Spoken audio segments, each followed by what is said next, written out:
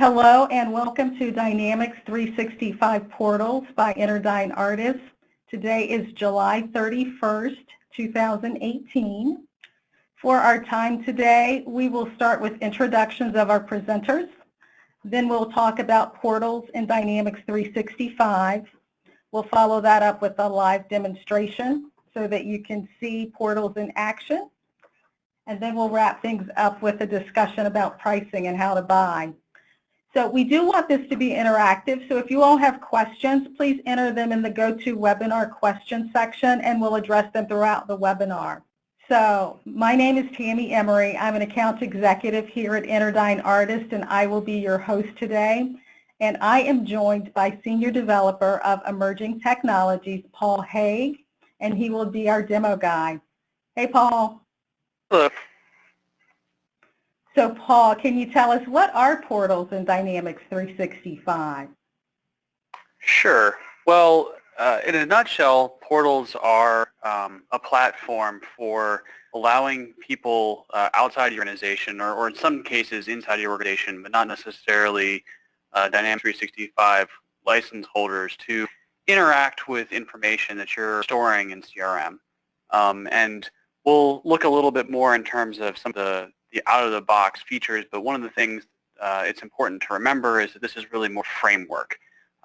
So you can allow your external folks to work with any sort of information that you have in CRM, including custom entities and any of that kind of stuff. So a portal is a website. Its data will be stored in Dynamics 365, but it will be hosted in Microsoft Azure, and that is all sort of part of your existing Dynamics 365 Online subscription.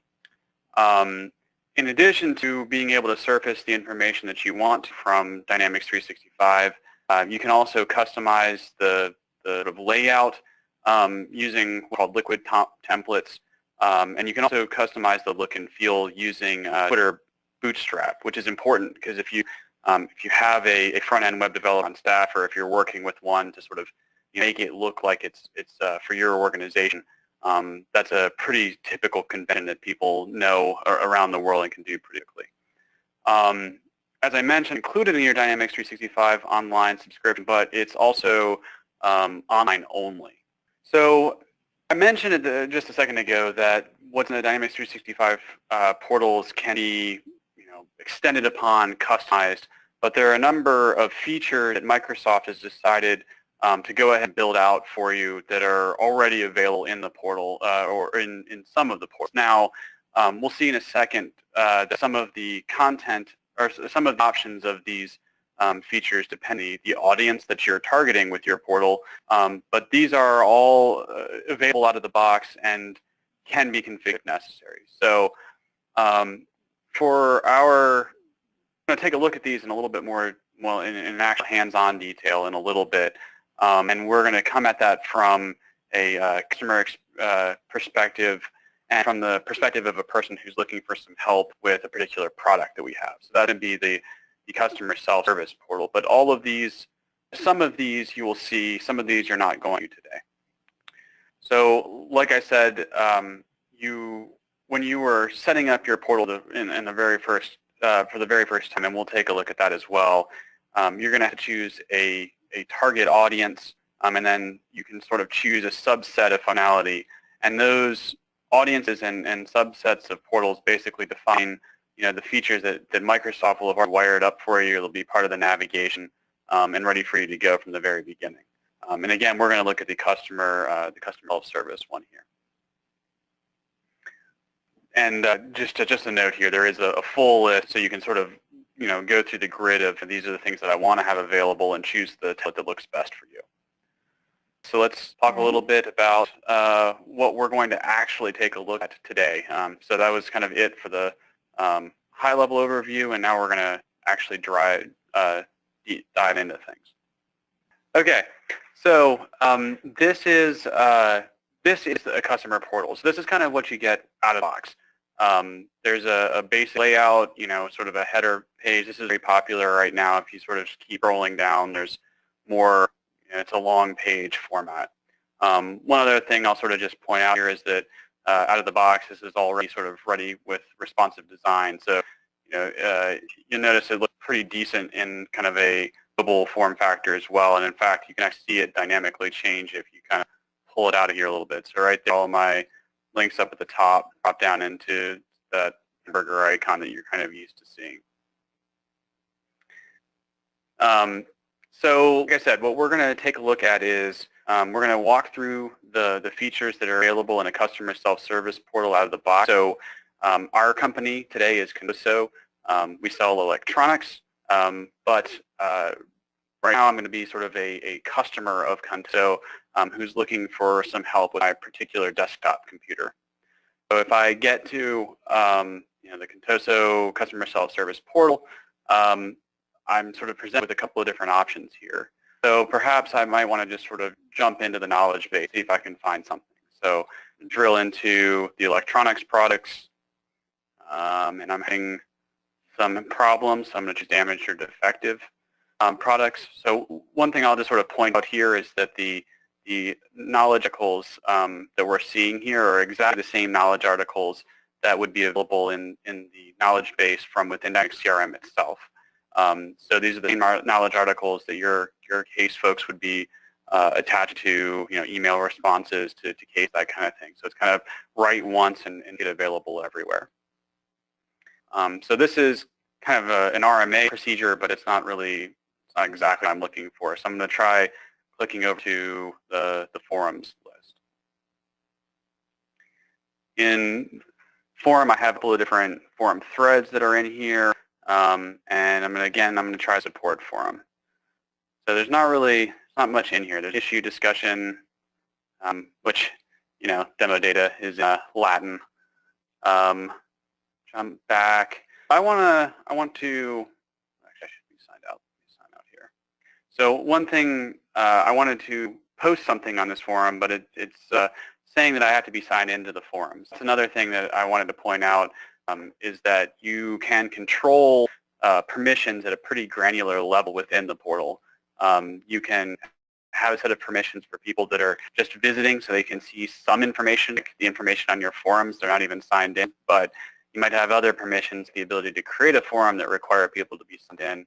And you can have even further control over those permissions, even down to the level of a person could be a particular account admin for you, and they can add other contacts, but they can't change other accounts, obviously.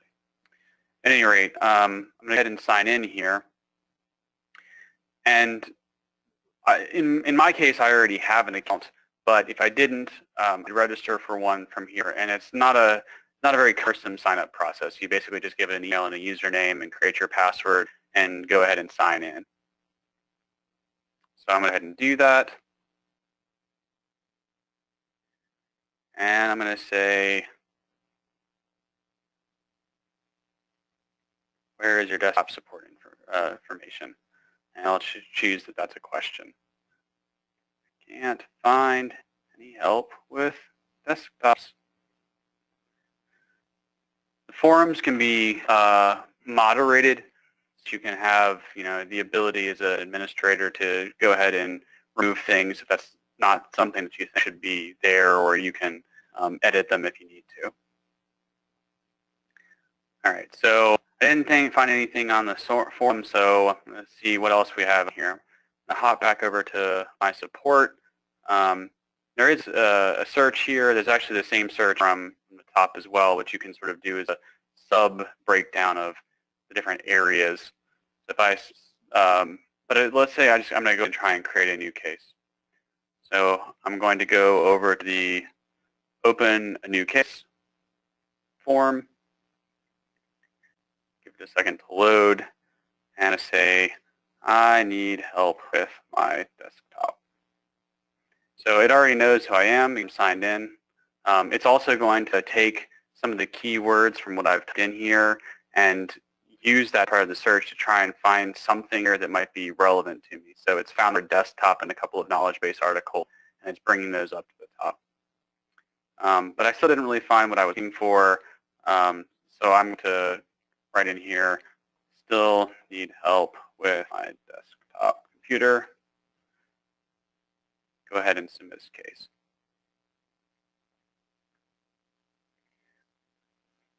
Get sort of an immediate feedback that my case has been created and I have a case number. And for anyone who has worked with Dynamics 365 for customer service, you'll notice this is the Dynamics 365 customer or case number format. And in fact, that's because it's actually been created in CRM. So if I take off my customer hat and jump back into the person a support representative for someone who works at Contoso, I'm going to hop back into Dynamics 365 main website, and if I refresh my ACT cases from the last 7 days, I'll have this new case that was just created from web. And it says it's from the web, and if I jump in here, it's got the same notes that I had before.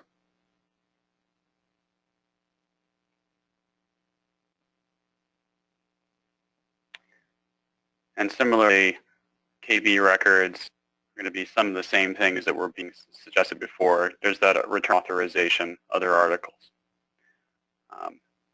I can resolve this case.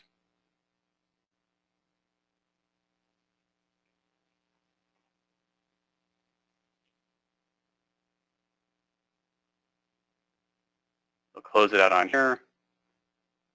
And also, we'll end up changing it to the closed cases in the portal. So I had other problems before. That is just a quick run through of some of the out-of-the-box features that are available in Dynamics 365 customer portals.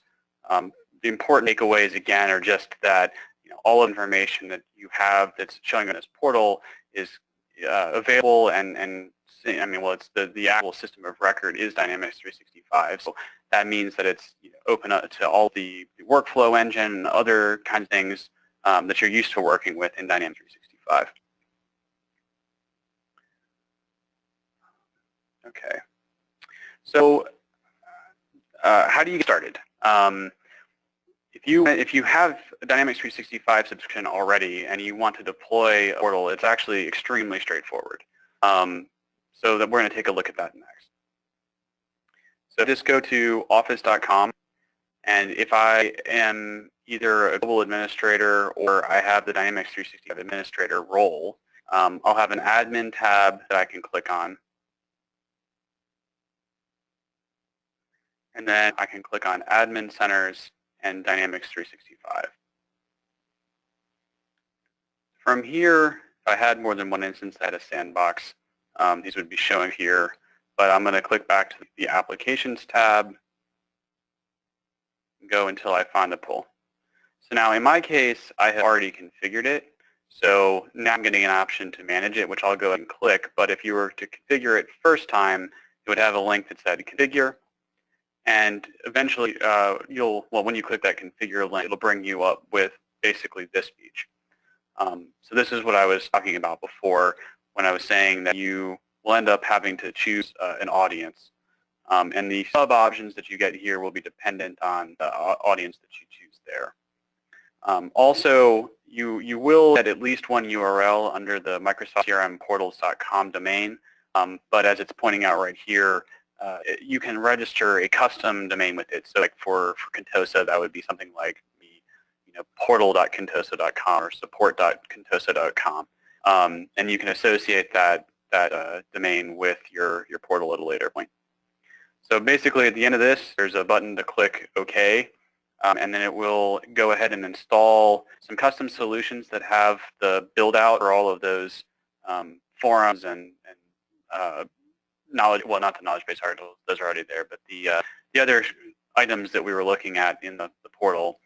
And it'll go ahead and provision that site in Azure as well. So all of that takes somewhere between 15 to 30 minutes. But then what I showed today is what you basically have available already ready to go. Just quickly, I did want to point out a couple of things on the, once you've come back here to manage the portal. Portal actions can be somewhat useful.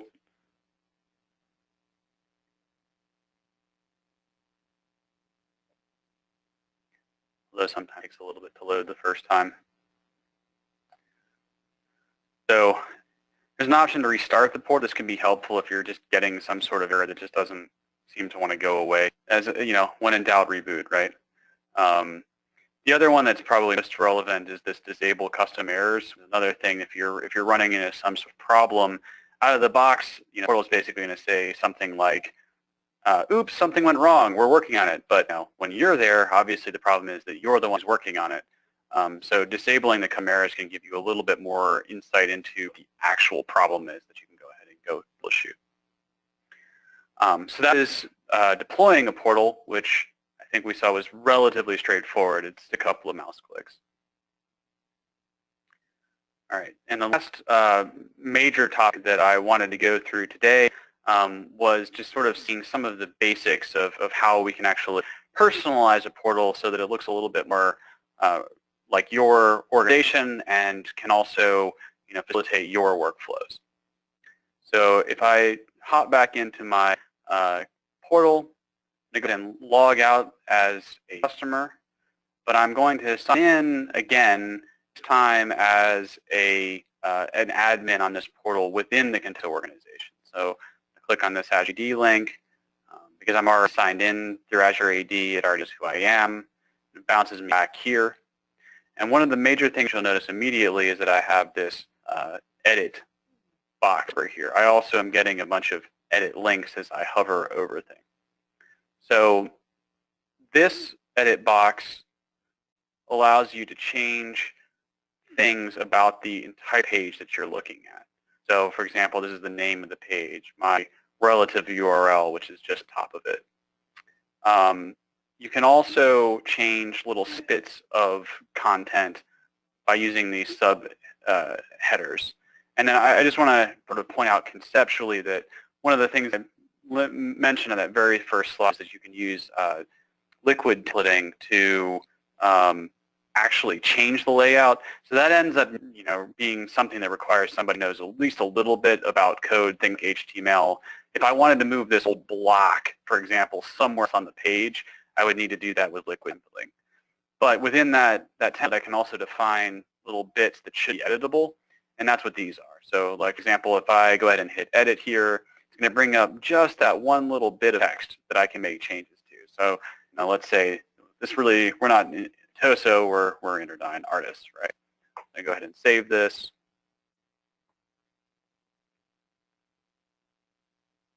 And just in real time, it's already changed this, so it's now showing the Interdyne artist name. Okay.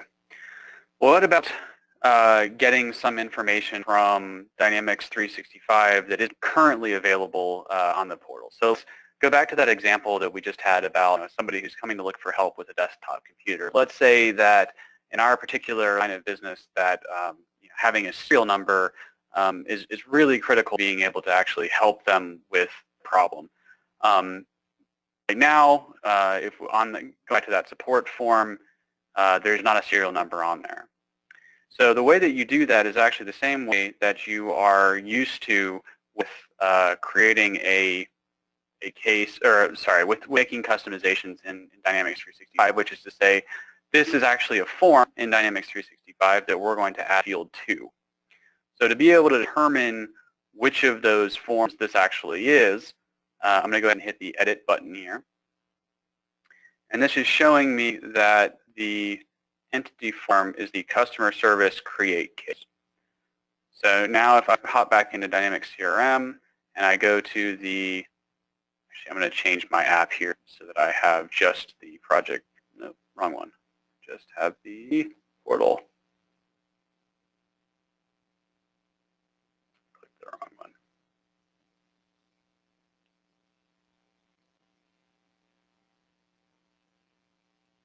This will narrow down my navigation a little bit, make it a bit easier for me to find the items that I'm looking for. All right, let's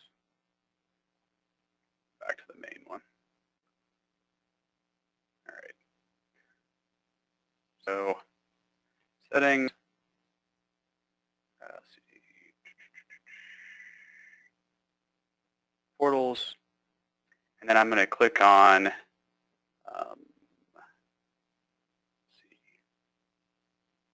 entity forms. I'm going to look for that entity form that we were just looking for. This was customer service, edit case. Now, one thing to note, at least in my my demo environment, you can actually have multiple website records, but you can only have one website record that's active at any given time. So, I have a partner portal and an employee self-service portal that are on here. Those don't actually, you can't actually see those. I need to choose the one. So I'm going to choose this one that's associated with the customer self-service portal.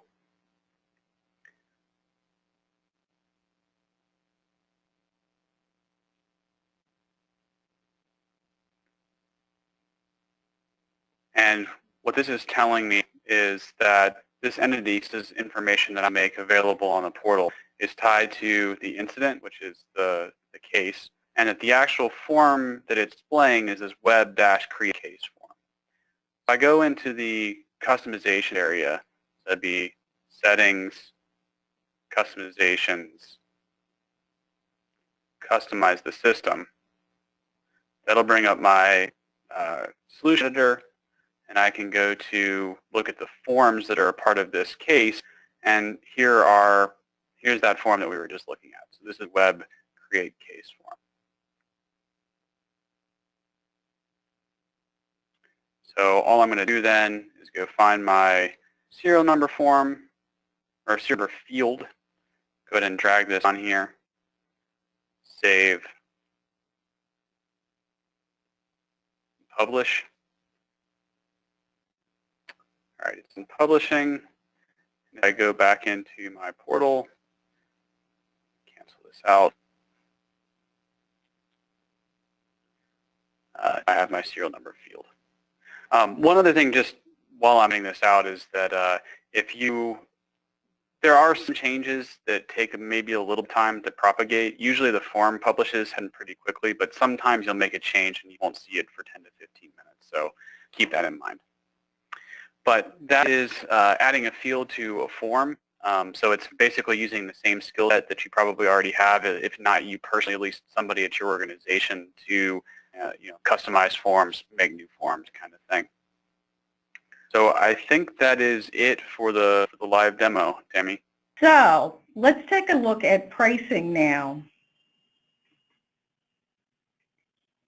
So as it turns out, and as Paul mentioned, a portal is included with your customer engagement subscription. So if you have the customer engagement software, you have a portal.